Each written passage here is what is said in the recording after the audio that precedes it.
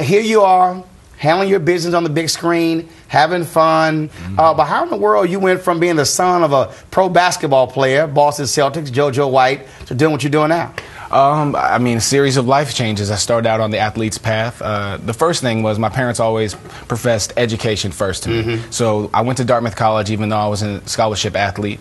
Ended up playing professional sports with the Patriots and then also professional lacrosse. Had an injury and then had to fall back on Plan B, that education. And along those lines, I went through Wall Street. Found it wasn't really for me, but learned all I could, and then found myself in Hollywood about 2000, and here we are. 12 years later, I'm still alive and kicking, but trying to combine business and philanthropy with entertainment. And what has it been like as you've been interacting with these young folks, and you're seeing many of them not having mentors? You're seeing them not necessarily have the same parental support that you had? That's it. I think the number one thing I see today that's different is the lack of that parental support, the lack of those role models. If kids have them, regardless of race, they're doing okay. We were just talking about me coming from Detroit. 98% of the parents at Cass Tech High School in Detroit are participating with that school. 97% of the kids are graduating on time and going to four-year colleges and graduating from there. And so it's not so much a race issue as it is a parental involvement issue. Any community where the parents aren't involved is doing poorly. Any community where the parents are involved are doing better. Gotcha. And how's the book doing? The book's doing fantastic, and the kids are really responding. We're trying to start a movement. Black Carpenter is an empowerment guide. Black, the amalgam of all colors. We're trying to say it's a community effort. We can't do this one race at a time. We have to do it all together. Sure, education needs reform, but the biggest reform is parental involvement, and that takes a global village. Well, that's what you're doing in your private time, but still, when it comes to your job, dealing with movies. Of course, earlier this year, the movie The Heart Specialist hit the big screens, but it's coming out on DVD. We got a clip, and then I want you to tell us about what was it like working with the ridiculously sexy Zoe Saldana. Oh, man. Here's a clip of the movie. Hey, my patient. Don't give me any more lip. If you're too uncomfortable with it, then I'll tell them. But if someone was telling me there was a death in my family, I would have liked to hear it from a doctor and not a ward secretary. Preferably a cute one, too.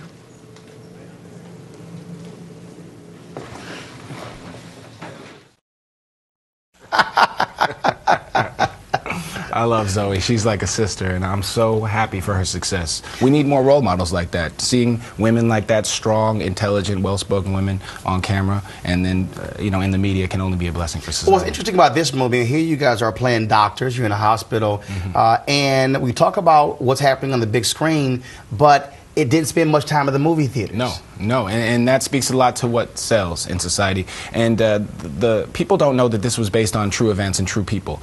Dennis Cooper, the writer, director, and producer, is a Caucasian man who had some friends. His friend David was the inspiration for Dr. Z and Dr. Howard, a Harvard-educated doctor that was involved with the film. And Dennis sold this great script to the studios, but he left the character descriptions out. When the studios found out the leads were black, they didn't want to make the movie anymore, and Dennis had to go take his own money and his friends' money and make this movie himself, and then start the long road to getting a distribution deal. We actually won the Urban World Film Festival in '07, which is the biggest African-American film festival, and that still couldn't get us distribution. Wow. We then had Tyler Perry come and get involved and lend his ideas, Sylvan White, my business partner, the director of Stomp the Yard, and a host of other people, to add more content, which was comedic content, to finally get this distribution deal. So it speaks a lot to commercially what's viable in our marketplace, and we have a real story, a true story about African-American doctors and strong, upstanding relationships, and that's not necessarily the easiest material to find a home for these days, and that says a lot. Well, first of all, later in the season, we'll be talking to Terrence Howard and Cuba Gooding Jr.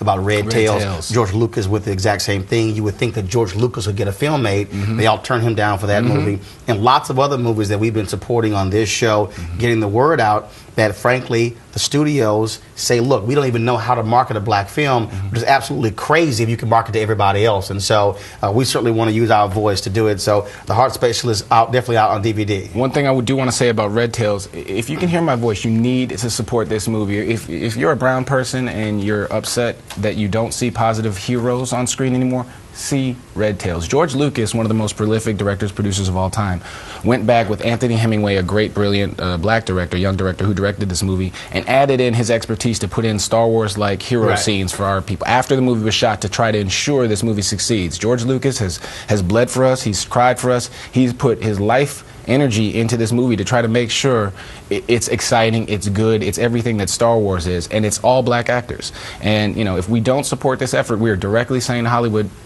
we don't care. But the other piece is, these are American troops, so they are American heroes. Not black heroes. They are American heroes, and so I think folks should recognize that. So, Amen. Brian, always a pleasure, man. Hope all is well with you. We'll chat again.